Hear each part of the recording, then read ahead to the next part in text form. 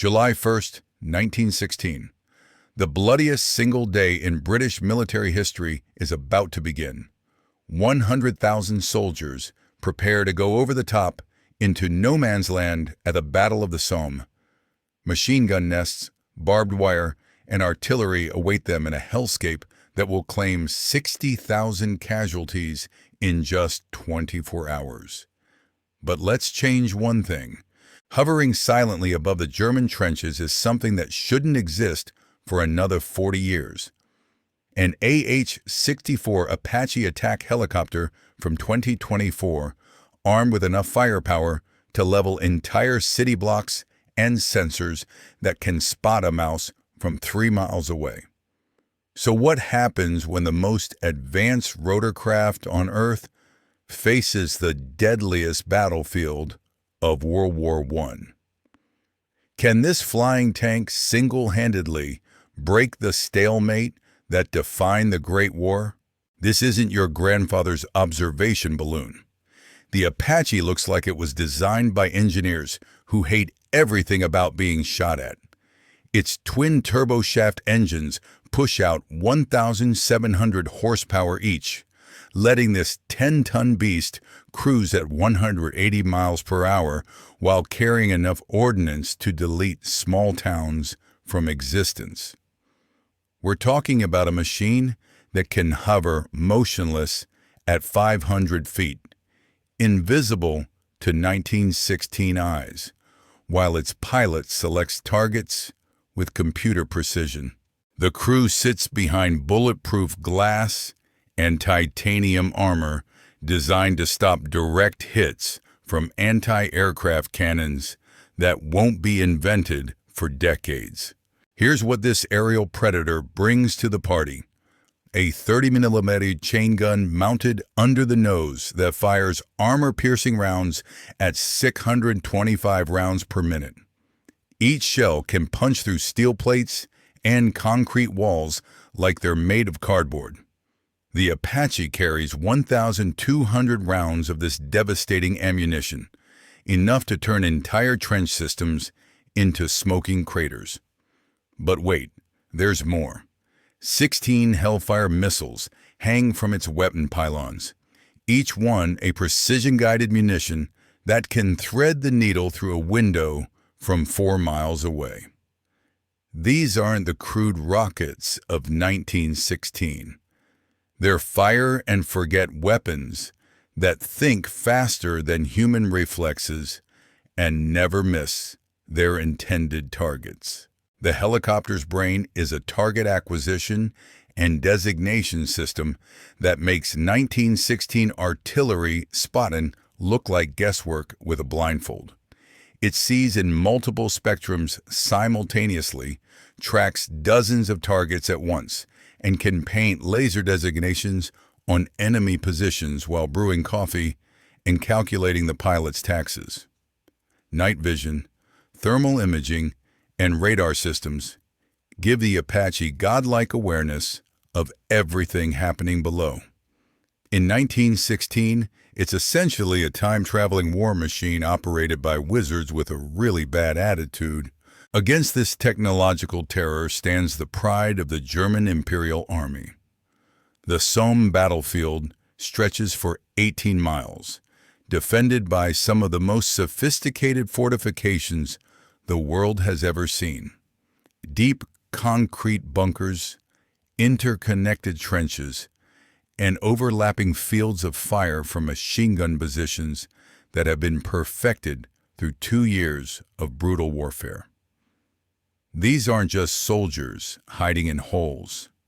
They're veteran troops who've survived every horror the Western Front could throw at them, armed with Maxim machine guns that can fire 600 rounds per minute and artillery pieces that can lob shells weighing as much as small cars. The German defensive system at the Somme is a masterpiece of military engineering. Multiple trench lines stretch back for miles, connected by communication tunnels and supply routes. Concrete machine gun bunkers are positioned to create killing fields that no infantry assault has successfully crossed. Wire obstacles extend for hundreds of yards, thick enough to stop entire battalions in their tracks. And supporting this fortress are artillery batteries that have been registered on every approach route, ready to rain steel death on anyone foolish enough to advance across no man's land. But here's the thing about 1916 warfare. Everything depends on line of sight and direct fire. German machine gunners have to see their targets to kill them. Artillery observers need visual contact or primitive telephone communication to direct their guns. The fastest moving thing on the battlefield is a cavalry horse, and the longest range weapons can barely reach 5 miles on a perfect day. They are fighting a ground war with ground rules, completely unprepared for an enemy that attacks from the third dimension with weapons that strike from beyond the horizon. At 0630 hours, British artillery begins its final bombardment before the infantry assault. Shells scream overhead in the largest artillery barrage in human history up to that point. German soldiers hunker down in their bunkers, waiting for the storm of steel to end so they can man their positions and begin the slaughter they know is coming. What they don't know is that death is already circling overhead, invisible and patient, preparing to rewrite the rules of warfare in ways their worst nightmares couldn't imagine. The Apache pilot, call sign Ghost 1, watches the artillery barrage through his thermal imaging system. To him, the massive bombardment looks like a light show. Shells burst in brilliant white flashes against the cool blue backdrop of the German trenches. His co-pilot gunner studies the target-rich environment below, marking machine gun nests and artillery positions on their digital display. They've been observing for 20 minutes, cataloging every defensive position, every communication trench, every bunker entrance. The Germans have no idea they're being watched by eyes that see through smoke, darkness, and deception. When the British barrage lifts at 0730 hours, the first wave of infantry begins their doomed advance across no man's land. German machine gunners emerge from their shelters, racing to their weapons as thousands of British soldiers walk slowly toward certain death. The sight is heartbreaking. Men advancing in neat lines, confident that the week-long bombardment has destroyed German resistance. They have no idea they're walking into the most perfectly orchestrated massacre in military history. Ghost 1 breaks radio silence for the first time, speaking to his gunner in calm, professional tones that would sound alien to everyone below. Target priority goes to machine gun positions first, then artillery, then command bunkers. The Apache drops to attack altitude 300 feet above the carnage, still invisible to defenders focused on the advancing infantry. The pilot selects his first target, a Maxim gun position that's already cutting down British soldiers like wheat before a scythe. The 30mm chain gun opens fire with a sound like thunder split by lightning. Armor-piercing rounds streak toward the German machine gun nest at nearly 3 times the speed of sound. The concrete emplacement simply ceases to exist, vaporized in a cloud of dust and debris. The German crew never knew what hit them.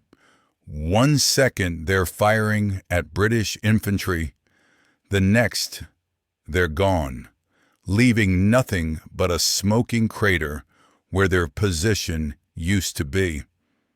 Panic spreads through the German lines like wildfire. Soldiers point skyward, shouting warnings in German that roughly translate to Flying Devil and Sky Demon. Veterans who've survived 2 years of industrialized slaughter suddenly face something beyond their comprehension. The Apache moves methodically along the trench system, its chain gun speaking death in precise measured bursts. Each target selected, engaged, and eliminated with computer-cold efficiency. The Apache pilot hovers above the transformed battlefield, watching British infantry advance unopposed through gaps that moments before were impregnable killing fields. Machine gun nests lie silent, artillery batteries smolder in ruins, and German survivors flee toward the rear in complete disorder. What should have been the bloodiest day in British military history has become a technological demonstration that compressed months of trench warfare into minutes of precision devastation. Ghost One has expended barely half his ammunition load while single-handedly breaking a stalemate that claimed millions of lives. The helicopter banks toward the rising sun, leaving behind a battlefield where the impossible just became reality. In this alternate timeline, the Somme offensive succeeds beyond anyone's wildest dreams. The war ends years early, and history pivots on the rotor blades of one machine that arrived 4 decades too soon. But even gods of war have limitations. The Apache carries finite ammunition, operates in a world without GPS satellites or supply chains, and faces mechanical failures that 1916 technology cannot repair. One helicopter, no matter how advanced, cannot single-handedly end the Great War.